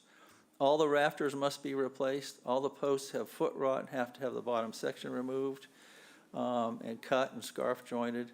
Some of the posts require significant repairs, such as post 2B, which we're going to see in a minute. And as a reminder again, hand tools and original methods only, okay? God bless you. So here's some good examples. Remember I told you look at 1A, 1B, 1C. That's the bottom of those posts. And you'd say, well, just replace the posts. If we replaced every piece in this barn, we'd be building a brand new barn. That's not what we want. We want the original structure as much as possible. So what we'll do is we'll cut off this section, make a scarf joint, and this continuous piece will be reinforced, and we'll show you what we did. I'm going to show you what we did on a couple of those.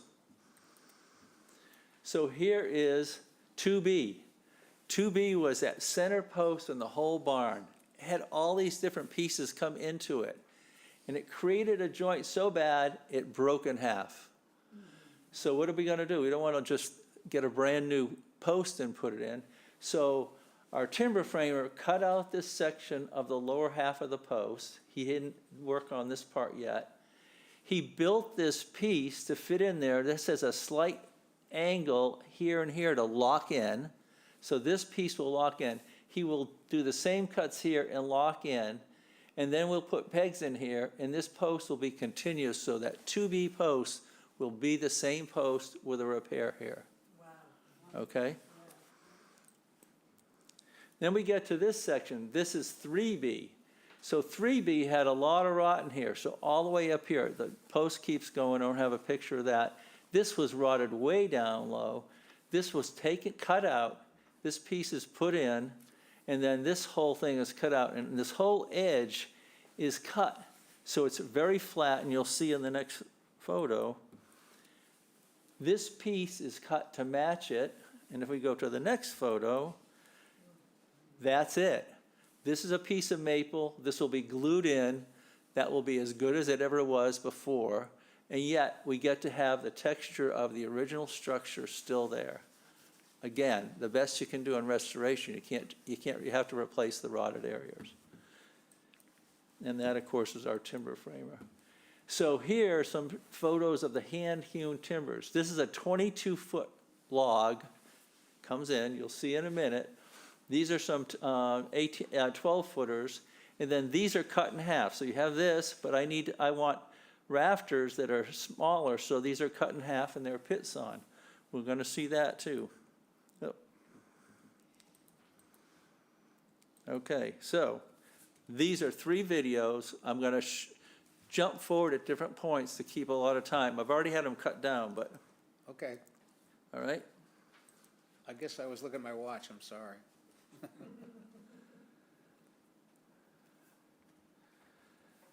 Okay, so this is what you do. These are the steps to actually take a log and actually get a workable piece out of it. And I guess I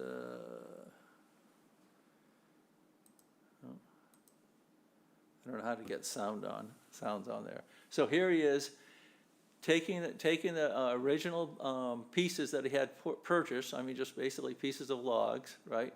So you can see all that work. Oh, now I've got ahead, let's go. Sorry.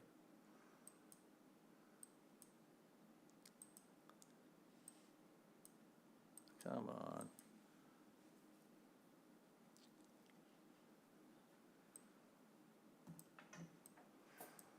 All right, this worked on the other one. I don't know why it's not working here.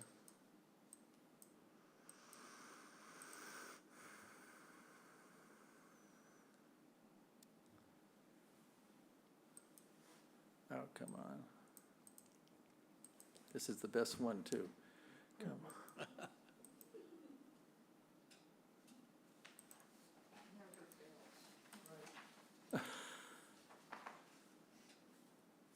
Too much pressure. I'm sorry.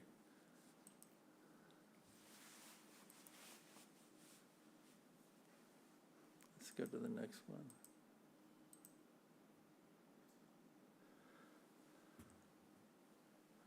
All right, this is pit sawing. We're going to jump to this. Maybe we can go back to the other one real quick and it'll work, because it's really important to see all those parts that you have to do in order to make those new sections. So he's lining it out. This is a piece that he's already made by hand from a log, and which would have been the previous video. He's marking this, okay? Oh. It doesn't allow you to jump forward like it did on my computer. Robert, I'm gonna have to move you. Yep. So I'm not going to be able to show these because this is going to take too long. All right, I think we certainly got So, more than so the the idea. the next one, I'm just going to show you this. It's not going to run, but just to show you the next section. So here is where he's actually making scarf joints on new material, okay? And then the last picture shows you the actual scarf joint. So he takes those beams, he makes all these intricate cuts by hand. They go together, the wooden pegs go through, totally tightens it up, can't move, can't bend, all locked in. So all these have to be extremely precise to be able to slip right together. What are the wood pegs made out of? They're oak, usually, oak, yeah. All right, I'm sorry, Bob. You I know, you gotta get going, you know, so I'm that's- sorry it's too. been a long morning so far. All right, Well, you know, needless to say, you know, the one thing which is missing from your presentation, unless you said it and I wasn't paying attention, where this bond came from. oh yeah, I did have it, I probably slipped through it because I'm Yeah, kind of the fast. infamous 68 Shell Drive, which Yeah. is commission spent about 6 years or maybe 8 years, you know, trying to save that The house, property, which we really had a lot of evidence that this Right. was William Nickerson Jr.'s property. Right. And the house still exists. You know, it's there, the exterior, but this was probably the only part of that whole building complex that we were able to save. And I know from my personal, we feel very, very honored and the fact that you guys picked up the task to take it and to save it and keep it into Chatham. I mean, we don't know if Willie Nickerson Jr. was there, but certainly descendants of that and Right. other people from the 1800s, so it's Right, really significant. right. Does anybody have any questions, or do we have a no-brainer here that we feel very strongly about this? Can I make a motion? Absolutely. I'd like to make a motion that we send a letter of recommendation to the CPC for the Nickerson Barn. Thank you. Second? All right, any member of the public wish to speak? Thank you very much. No other comments? A motion to approve. Bob? Thank you Yes. very much, appreciate it. Janet? Yes. Steph? Yes. Sandy? Yes. Nancy? Yes. And Chair votes yes. Bob, I'm sorry we run out of time for you, but hey. Gotta do something different for the next time. Well, you know, this is not for the, this is, anybody who does this preservation stuff has got to be in it for the long haul, too long sometimes. Okay, I'm going to move quickly. We do have a couple things I have to report on or ask, comments. The first one, which is appointment, is in a new business, we're still here. I'd like to put forward Nancy Barr as our clerk, replacing our dearly beloved Steve Burlingame. And motion to that effect? I move that we appoint Nancy Barr as the clerk for the Chatham Historical Commission. Second? Second, thank you very much. Nancy, do you want it? Aye. Okay, I never, the comments, Bob, This is a vote now, right? Not a Yes. comment. All right, yes. Janet, Yes. Stephanie, Yes. Sandy, Yes. Nancy, Yes. chair votes yes. Thank you very much, welcome. One just quick couple of things. Nancy, we all know who Nancy is and her experience, and I think she's going to be a good addition to those of us on the commission. Having said that, Nancy has already undertaken with Christina a look at the website, which we felt needed to be updated, and so Nancy has some ideas and some thoughts, which we'll be sharing with Christina and hopefully updating our website. The other thing I'm going to comment about, Nancy who was the author of our famous Place by the Sea. Nancy's taking another look at the book to see if there potentially is some things that we could do to make it more accessible to the public than it is right now. So that's the second thing that she's already working on, and so that is appreciated. Okay, we're going to move quickly to old business. The way I have it laid out, the item of updating the survey plan in accordance with our recommendation, which we made a couple of months ago. Katie Donovan has identified the funding and is in the process relative to the idea of getting a statement of work and RFP broken out in the sections that we could fund it in accordance with our funding funding requirements. So that's good. It's finally going to be moving on. The second item was William and Ann Nickerson. See, we got a Nickerson kick today. The DOE, or Determination of Eligibility. We have received no substantial comments to the draft report thus far, and if that continues, in my conversations with Holly Herbster, who has done the report and is ready to work on it, we will be submitting the determination of eligibility to Mass Historic by the end of the month. What that means is that this, again, is just a letter and the draft report, and says, we believe, we, the Historical Commission, and the archaeologists who did the work, believe that this site is potentially eligible as a National Registered site. We feel pretty confident between Greg Cartier, the architect, the archaeologist who did the work, and Holly Herbster, the archaeologist who did the report, that we have a very good chance of that happening. Once that happens, if it happens in 3 months, 6 months, or a year, who knows, then we have to go back to the well, if you will, and prepare an actual application. So it's a process that takes on, and we have. Let me just check my notes. We have received a couple of letters of support from the Nickerson Family Association and Protect Our Past, working with the Cape Cod Commission, Sarah Korjeff, and I believe we're going to get a letter of support there. And I see in the audience, there's someone here, two people from the Chatham Conservation Foundation, and we hope that would work. Lauren, you want to say a couple of words? Introduce yourself, please. Thank you, Frank. My name is Lauren Arcamano. I'm the executive director at the Chatham Conservation Foundation. And for those of you who are not aware, CCF is Cape Cod's oldest land trust. We're a private, donor-supported community land trust that preserves open space in perpetuity for the benefit of the people, planets, animals, and ecosystems of Chatham. And we do that through acquisition, stewardship, education, and advocacy. And we respectfully request that the Historic Commission table any discussion about our property on Route 28 in Chatham-Port until we've had a chance to meet with you, and for you to meet with our staff and our trustees and our members, so we can agree about a collaborative name to properly recognize this site. Agree on what? I'm sorry, I'm not catching that. I mean, I'm asking Frank for you to table this whole discussion and the application until you've had a chance to meet with our staff, our trustees, and our members in terms of designating this site and making that application.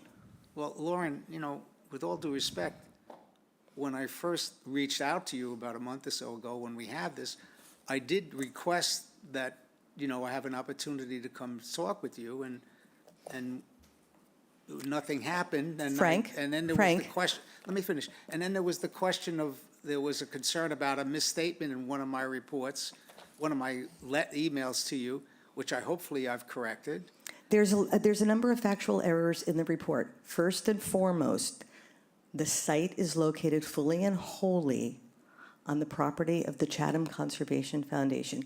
We are the current stewards of that land. Number one, okay?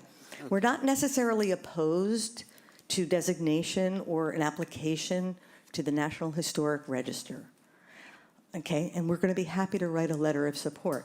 We are simply objecting to the name that you have assigned it. The dig is wholly and fully on CCF property, and we would like to acknowledge the millennia of indigenous peoples who have lived upon and used that land. The Nickersons occupied that land for a couple of decades, and the CCF is the current steward of that land, having purchased it from the Young family in 1988, okay? Okay, Tens of thousands of Native American artifacts were dug up on that site, and we want to make sure that the history is acknowledged, respected, and valued. So let's sit down with the Native Land Conservancy or some tribal representatives to agree on a collaborative name for that site before we make an application. Okay, well, I have no objection. As I said to you, I first reached out to you and asked for that, if it was possible. I didn't feel, I got a response for that, but I'm happy to do that. Frank, we have a long email chain, Frank, so let's not be disingenuous. Well, let me finish. I'm not being Well, disingenuous. no. Let me tell you. No, Lauren, excuse me, Frank. We have a Lauren, long email Lauren, chain. Please, let me just make my point, okay? I'm happy to do that, as I said in the past, and so is Holly Herbster, the archaeologist who's preparing the report. And, fine, if that's what you want to do. But I want to make it clear to you that we acknowledge in the report You acknowledge in the report, Frank, but again, I'm going to reiterate myself, and I'm going to repeat what I've said in our phone conversation. We would like to sit down and talk about the proper name of this property, okay? Not your suggestion. It's not my suggestion. It's just what we have been calling it, the Nickerson Family Association. Exactly. You have not. I hear you, and that's no You have problem. failed to engage with the current stewards of the land. We have stewarded this land since 1988. The Nickersons had lived there from 1690, whatever, 64 to 1690. You absolutely said to me that you would not engage in this conversation, so please don't be disingenuous. I'm not saying I wouldn't engage in it, just as I said a month ago, fine, but I haven't received. Frank, you have not said that, and I'm here, and I want it on the record that you have not said that. I have not received the request for that, and that's fine. You have an email from me. To ask for, to sit down? No. We've been exchanging emails, but you never actually said, Frank, we have a meeting such and so, can you come? I'd be happy to come and zoom in or bring Holly to get your I've comments. spoken with Holly, and I've asked her to correct the errors that are in the report. Well, correct, but we need to know what it is you want. And let me just make this very clear before we end this whole thing. What I started out here, a month or so ago, was to request comments. We haven't received any comments. We received a concern about. Frank, you've had a number of comments and questions. Would you let me finish? No, excuse me, Frank. No. You have No. not, up until yesterday, did not answer a question, and Which that was only question? because Bob prompted you. We have clearly stated what we are looking for. What? And What is that? If it's just, please don't interrupt me. If it's a meeting, I said, fine, we can have a meeting. But I never received any comments from you. This is what we Can I don't like. quote you? I refuse to include any Wampanoag reference in the name of this site. I didn't say that. Lauren, I think you're making this more than it is, so, yeah, fine. We're not going to table anything. We're just not going to continue. We're doing nothing more than here to try and solicit comments, and the purpose of this on the agenda is nothing more to see if the members of the commission had any comments, A, and B, to give them an update of where we are. And I think I reported that, and that's where we are. Now, if you would like a meeting, Please acknowledge. one second. If you would like a meeting with the chair, myself, okay, and Holly Herbster, that's fine. I got no problem with that. I'm glad we're finally doing that. Yes, Janet? Don't you think it would be a good idea if we had a meeting with the Chatham Conservation Foundation, since they own the property, and then go forward from there? Then we can go forward from there? Yes, I actually agree with you, and as I said in my defense, because I seem to be being attacked here, that I did ask for that, and I haven't received anything, so fine. We have no problem. We wouldn't have asked for comments if we didn't feel we wanted comments. I know. So if this is the only way we're going to make you feel happy from a safe faith. Not a matter of that's it fine. making them happy, it's a matter of what's appropriate. There's a misunderstanding here. The potential National Register area for the Department of Eligibility is not just the Conservation Foundation, it's other areas. They're the owners of the property, Frank, so I think No, we they're should not have a the meeting. owners, they're not the only owners. Frank, Okay. Look, Look, we're Frank, having the meeting, we're having the meeting. Frank, Fine. let's be clear, and I want this on the record. The dig site is fully and wholly Yes. on the property of the Chatham Conservation Yes. Foundation. Yes, that's correct. Thank you. Yes, that's correct. But the area for the Nickerson family homestead, the Nickerson family homestead is more than the Chatham Conservation property. That is not what the application, that's not what the, So it's an interpretation, we'll correct it if you want it to be corrected. And that was. I would like the facts. And that was the reason I asked for comments. Lauren? I propose we have a meeting with the Chatham Conservation Foundation and the Nickerson. Well, we're going to do that, What do you yes. think? Okay. Thank you very much. So we'll set up something with the Thank you, Chatham Janet. Conservation Janet, Foundation? I'll take care of it, Oh, thank good. you. And, well, I think other members are willing to be a part of it, and I think it's a discussion that more than one person needs to be a part of, Frank. Thank you very much, I appreciate your comments. Just I saying will one thing, if contact there's more Holly than one. Herbst. I will contact Holly Herbster, we delegated to do this and try and respond to the comments. we need to have specific questions in order to respond. Yeah, that's what Thank you. Frank, we are not looking for a meeting with Holly Herbster. Are you, the Chatham Historic Commission has taken this upon themselves to make this application. And as the owners of the property, we would like to be a part of that discussion.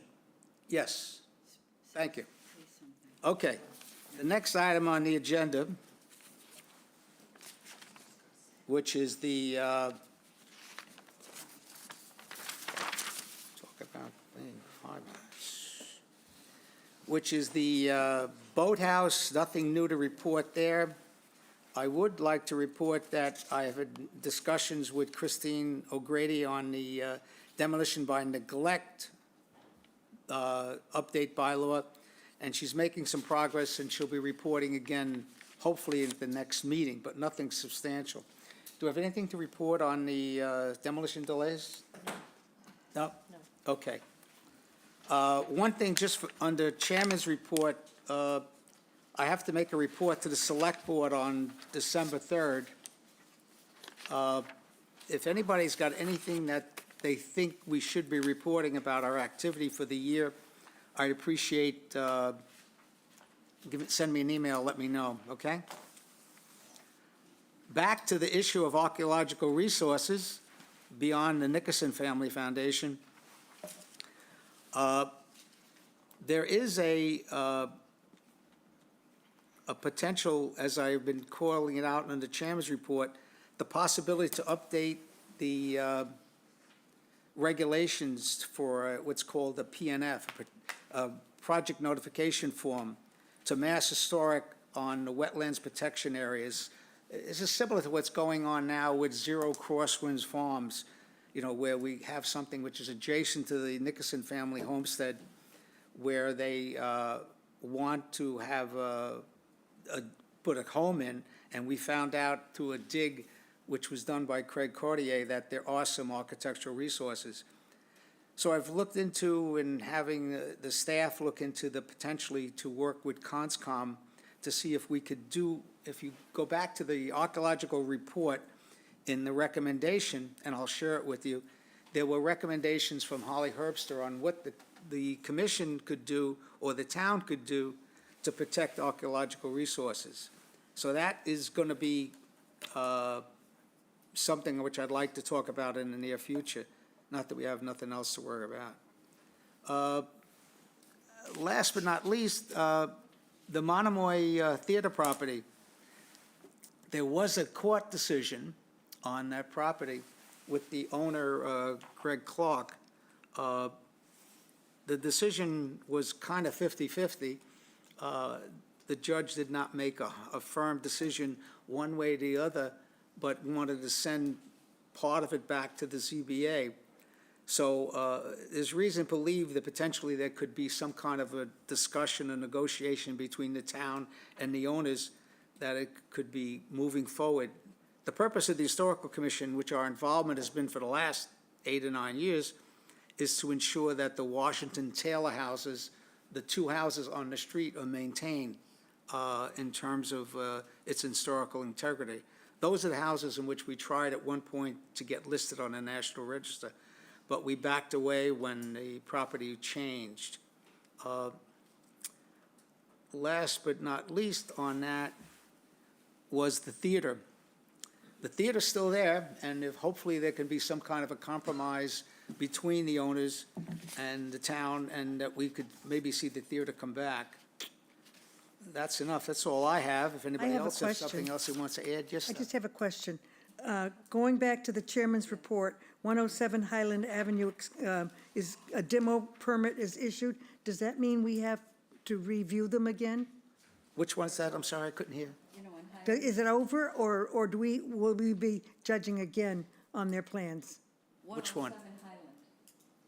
Highland? No, 107 It Highland. says demo permit issued. Yeah, that's it. So they get the permit and they can build now and, okay, Yeah. Okay. I'm sorry, I misunderstood what you was asking about. thank you. Yeah, once, these are listed here by Christina only to allow us to to remember what's open, what happens is we have these demolition delays and we don't think about them, and this just merely just points out. But on point of fact, after we issue our decisions, there's really no authority that we have in the process, and it just plays out. To that issue, Frank, I just have a comment. I drive down Crowell Road to go to the museum. Oh, my stars. It's terrible. Yeah. There were 2 cranes and equipment like I'd never seen on that piece of property. Chatham is changing. I No, guess. our objective here is not to change it, but to slow it down a bit. And sometimes we're effective and sometimes we're not. And I can assure you, before we adjourn the meeting, that I will attempt to meet again with the the Chatham Conservation Foundation, and clarify the issues of what we're actually doing in the comments. Have you guys looked at the report and read it? Yes. Okay. I haven't received any comments from anybody, and that's part of the problem. The fact that we have no comments, we assume silence is ascension, and we're going to go forward with it. And now, we're attempting to get the letters of support. It's nice, it's not critical for this to go forward. So, I'll meet with the Nickerson family, the Conservation Foundation and the Nickerson Family Association to clarify the issue of the fact that this is not a Nickerson homestead National Register eligibility. The entire town has Indian artifacts. So, unlike Nantucket, we're not declaring the whole town a National Register area. But I'll attempt to work that out, and I'll let you know when that meeting is scheduled. If anybody is really interested, finally, in helping me and assisting me in this, you're quite welcome to attend. Frank, I think, so they've made it clear that what they want is a change in the way it's named and designated. Well, So- it's more than that. Okay, but that's what she said today. And do you want us, I'm just clarifying, would you like us in giving, do you want us to give written comments on how we feel about that request? Yeah, well, then now that she's Or- brought it up, sure, go ahead. Yeah, Okay. all right. Thing that, well, anyway, we've been talking about this for 5 years, and now all of a sudden it's not, so it's kind of annoying. Okay, folks. Frank, the draft report just came out. And it's- Say again? The draft report just came out, and it is voluminous and It highly came out- technical, so don't blame the 5 years on the I'm Conservation not saying Foundation. we're submitting it tomorrow. I sent it out in October, and if you have any particular comments, fine. It's just a draft report, and it's submitted as a draft. I try to make that clear. This is a draft to determine the eligibility. Once they said, yeah, this could be eligible, then we've got to spend about $10,000, $15,000 to write a report, a final report. Nothing happens. I do think it's fair that we know as the commission about an objection or a concern Absolutely. from the owners of the property, or part of the property, about the way the report's going as we're going through this. Because as you know, things get hardened as you move forward, so you want to address these issues up front. And I'm glad we know about it, personally. Well, okay. Motion for adjournment, unless somebody has something else to add? Move that we adjourn this meeting? Second? Bob? Yes. Janet? Yes. Steph? Yes. Sandy? Yes. Nancy? Yep. The chair votes no. I wish I could say that I'm happy with this meeting, but I'm not.